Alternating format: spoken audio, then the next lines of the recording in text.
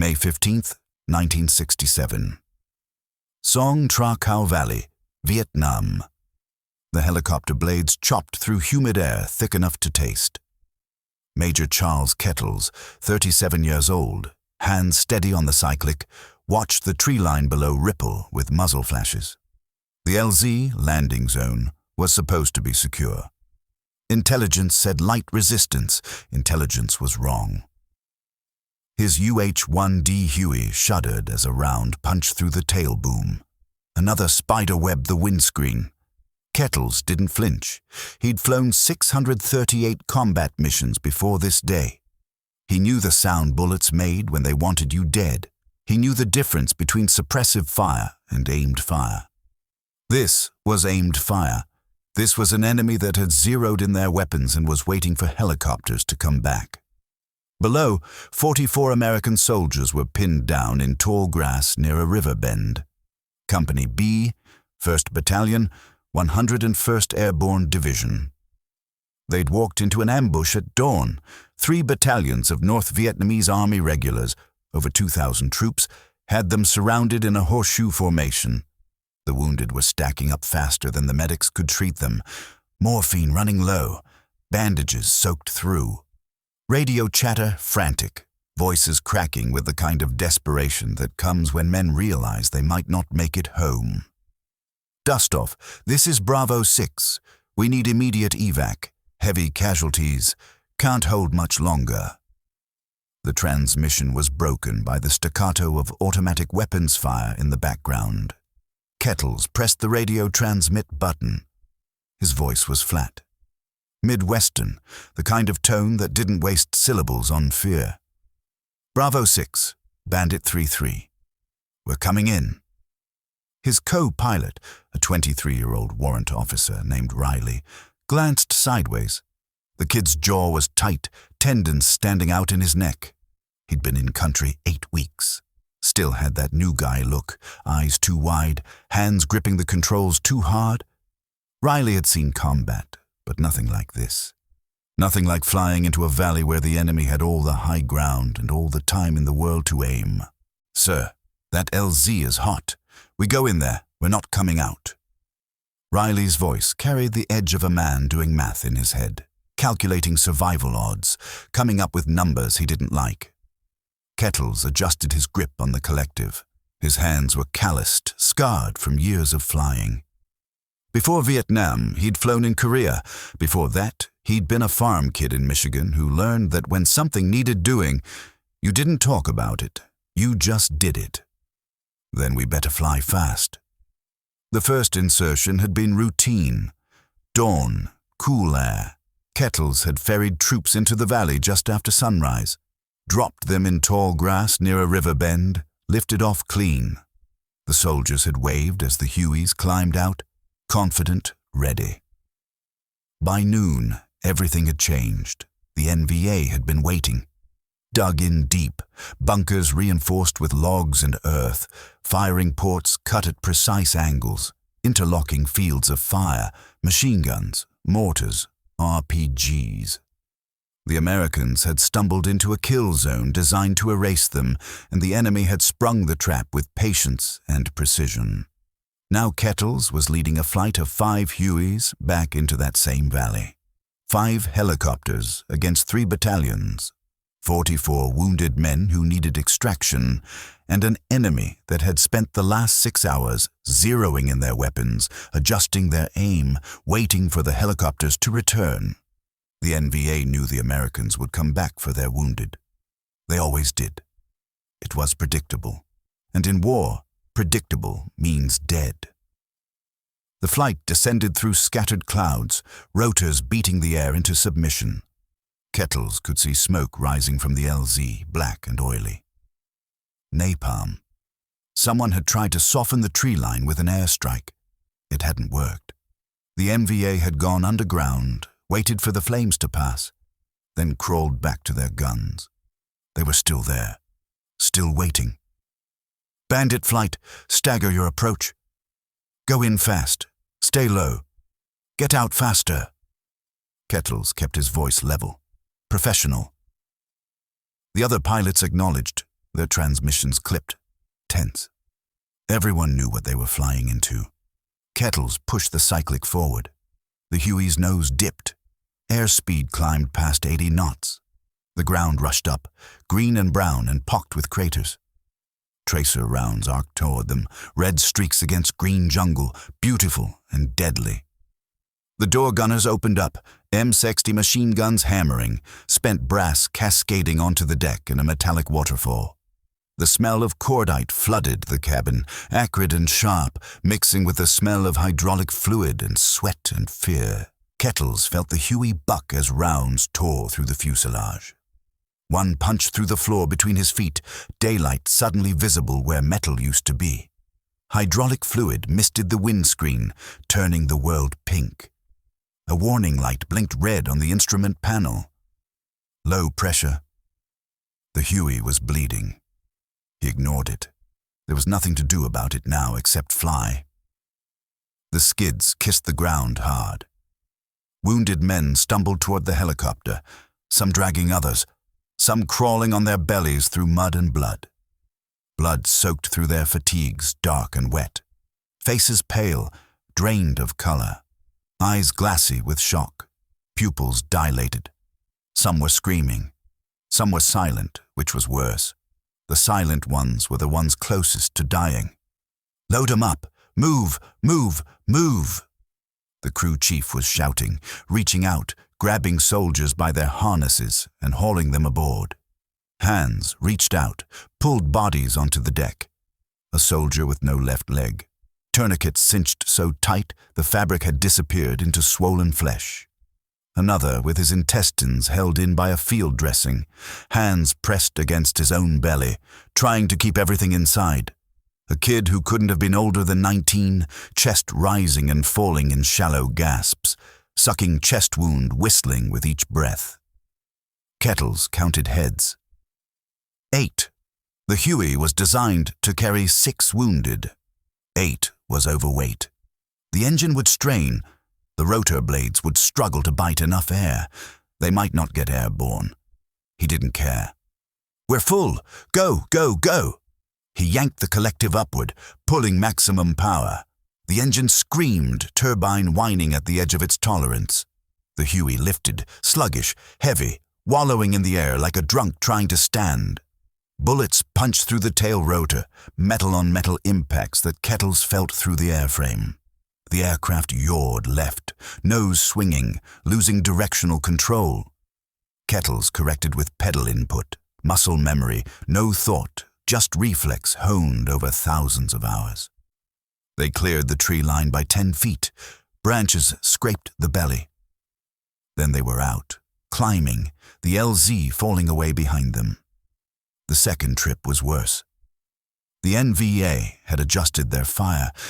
They knew the flight path now, knew the approach angle, knew the exact moment when the helicopters were most vulnerable, flaring to land, airspeed bleeding off, no energy to maneuver. They knew where to aim, and they were good shots. Kettles came in from a different direction, trying to throw off their timing. Didn't matter. The enemy had guns everywhere. An RPG streaked past the cockpit, close enough that Kettles felt the heat through the broken windscreen, close enough to see the fins stabilizing the warhead. It detonated in the trees behind them, orange fireball, shrapnel rattling against the fuselage like hail on a tin roof. Riley was praying. Kettles could see his lips moving, no sound coming out over the roar of the engine and the hammering of the door guns. Just silent words to a God who might or might not be listening, who might or might not care about one helicopter in one valley in a war that seemed to have no end. They landed hard. The skids sank into mud. More wounded waiting. Some unconscious, heads lolling. Some screaming, high-pitched animal sounds. A medic with a sucking chest wound trying to hold pressure on someone else's artery, refusing to stop working even as his own blood soaked his uniform. "Get him on. Now." The crew chief grabbed the medic, dragged him aboard. The medic fought, tried to go back. "There's more! There's more!" There were always more. A door gunner took a round through the shoulder. The impact spun him halfway around. He grunted, grabbed the M60 with his good hand, kept firing. Blood ran down his arm, dripped off his elbow, mixed with the hydraulic fluid pooling on the deck. The deck was slippery now, red and pink and slick. Kettles lifted off. The engine temperature gauge was redlining. The transmission was grinding, metal-on-metal sounds that meant bearings were failing. The Huey was dying, but it kept flying because Kettles wouldn't let it quit. 3 trips, 4, 5. Each time, Kettles went back. Each time, the fire intensified. The NVA was bringing up more weapons, more ammunition.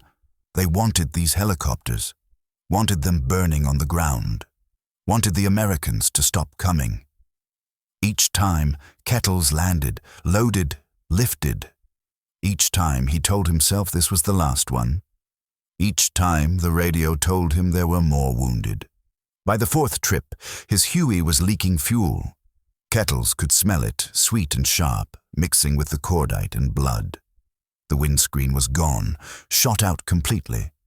Wind screamed through the cabin at 80 knots, tearing at his flight suit, making his eyes water. The door gunners were out of ammunition. They threw smoke grenades instead, purple and yellow smoke billowing across the LZ, trying to obscure the enemy's aim. It helped. A little. Not enough. Riley had stopped praying. He was just staring now, 1,000-yard stare, hands locked on the controls in case Kettles took a round and he had to take over.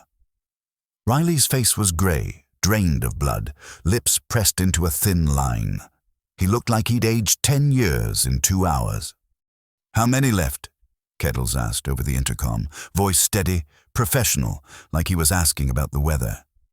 "Command says 8, maybe 10. Riley's voice was hoarse, throat raw from breathing cordite smoke. "Then we're going back." Riley turned, looked at him. Really looked at him. "Sir, we won't make it. The bird's shot to hell. We're leaking fuel. Transmission's failing. We won't make it." Kettles didn't answer. He banked the Huey toward the valley. The airframe groaned. Metal fatigue. Stress fractures spreading through aluminum. The Huey wanted to quit. Kettles wouldn't let it. The 5th landing was the last. The other helicopters were gone, damaged, limping back to base. Out of fuel. One had crashed on the way back, auto-rotated into a rice paddy, crew pulled out by another bird. Kettles was alone now. 1 helicopter, 1 crew, and 8 to 10 men still on the ground. He came in low, skimming the treetops, trying to stay below the enemy's angle of fire. The LZ was a smoking crater. Bodies everywhere. American, NVA. Hard to tell which was which anymore. Everyone looked the same in death. He set the Huey down. The skids sank into mud 6 inches deep, mud mixed with blood and spent brass and pieces of things Kettles didn't want to identify. "Load them! Last trip!" His voice was raw now, throat torn from shouting over the engine noise. Soldiers dragged the final wounded aboard. A lieutenant with half his face gone, jaw hanging by threads of tissue, still conscious, still aware, eyes wide with the knowledge of what he looked like. A radio man clutching a broken arm, bone visible through torn flesh. A sergeant who'd been shot 4 times, shoulder, leg, side, hand, and refused to leave until everyone else was out, standing at the tree line with an empty rifle, using it as a club. Kettles counted. 12 men. The Huey was designed for 6 wounded, maybe 8 in an emergency. 12 was impossible. The math didn't work. The weight exceeded the helicopter's lifting capacity. The engine couldn't generate enough power. The rotor blades couldn't produce enough lift. It was physics. It was math. It was impossible.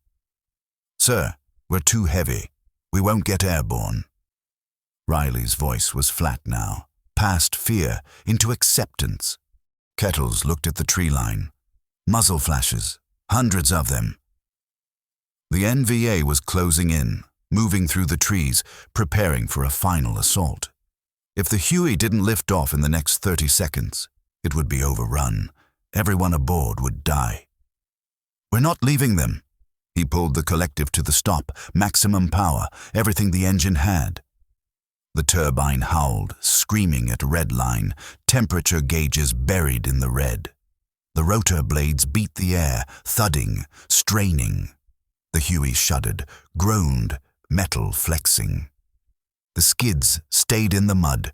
Rounds punched through the tail boom, through the cabin, through the thin aluminum skin. A hydraulic line burst, spraying fluid across the instrument panel. Kettles felt the weight, felt the physics, felt the math that said this wasn't possible. The Huey couldn't lift this much weight. The engine didn't have enough power. The air was too hot, too thin. It wouldn't work. He pulled harder. His hand ached, forearm cramping from the pressure. The Huey lifted, inches. The skids broke suction with the mud, came free. Then feet. Slowly, impossibly slowly, the helicopter climbed.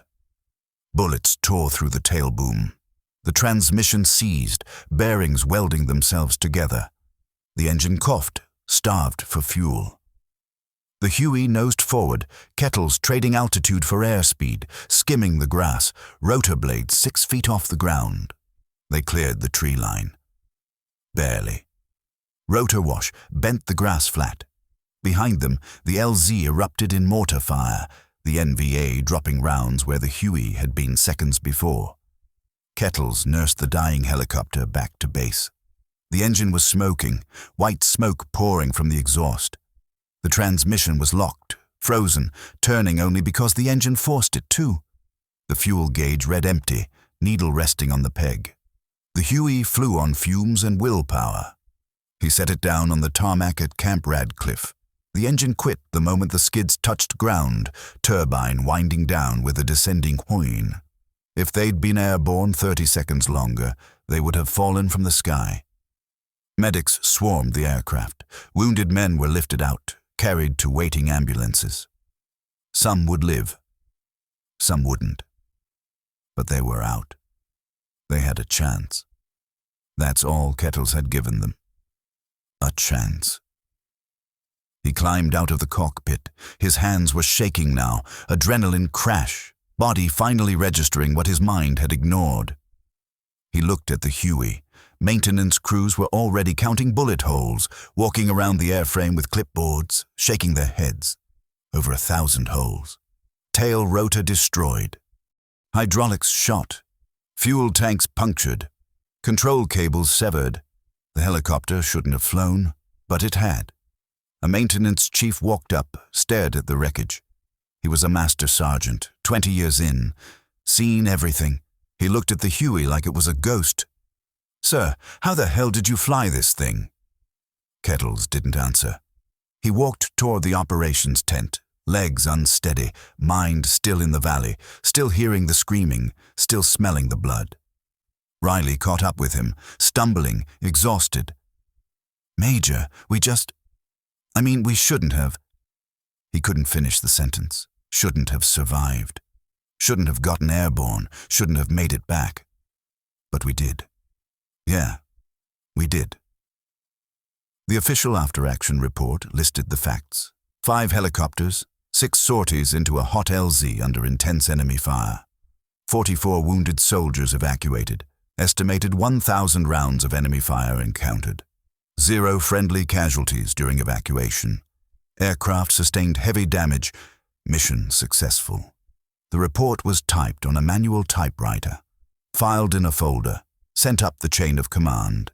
Dry, clinical, numbers and facts. What the report didn't capture was the weight of those decisions. The moment Kettles chose to go back when every tactical manual, every survival instinct, every rational thought said, "Don't." The moment he pulled collective on an overloaded helicopter and willed it into the air through sheer refusal to accept failure. The moment he looked at 12 wounded men and said, "We're not leaving them," knowing it might kill everyone aboard. Heroism isn't a lightning bolt. It's not a moment of clarity or divine inspiration. It's a choice made in mud and blood and the screaming of wounded men who are depending on you to not give up. It's the decision to fly into hell because the alternative, leaving soldiers to die, is worse than your own death. It's math that doesn't add up and physics that shouldn't work and a man who refuses to accept what's impossible. Charles Kettles didn't talk about that day. Not for years, not for decades. He went back to Michigan, became a Ford dealer, sold cars, lived a quiet life. He didn't think what he'd done was special. He'd done his job. That's how he saw it. Other pilots would have done the same, except they didn't. He did. It wasn't until 2016, 49 years later, that President Obama draped the Medal of Honor around his neck in a White House ceremony. By then, Kettles was 86 years old. White hair, steady hands, the same flat Midwestern voice. A reporter asked him, "What were you thinking when you went back that 5th time, knowing the helicopter was damaged, knowing you were overloaded, knowing the odds?" Kettles looked at him. No hesitation. No drama. "I was thinking about the men on the ground. They needed us, so we went. That's it. No speeches, no philosophy, no grand statements about duty or honor or country. Just the simple, brutal arithmetic of men who needed help and a pilot who refused to leave them behind." May 15th, 1967. 44 men came home because one pilot refused to leave them behind. 5 helicopters, 1,000 rounds, and a man who understood that courage isn't the absence of fear. It's flying straight into it because someone else's life depends on you making a choice that might kill you. Charles Kettles died in 2019. He was 89 years old. The Huey he flew that day is in a museum now, bullet holes preserved. A monument to the kind of heroism that doesn't ask for recognition. But the men he saved, they remember. They remember the sound of rotor blades cutting through gunfire. They remember hands reaching down, pulling them aboard. They remember the pilot who came back 5 times, when once would have been enough to call him a hero.